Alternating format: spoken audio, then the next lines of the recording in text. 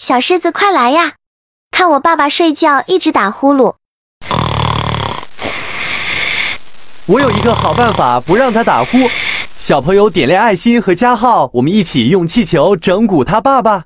3个气球，这3个气球就能让你爸爸不打呼。我先用这一个气球。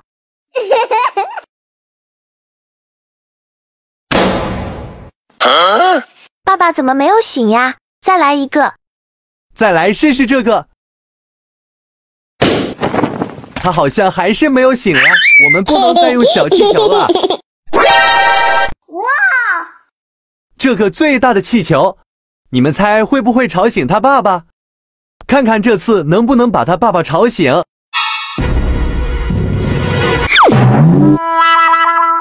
没有扎烂。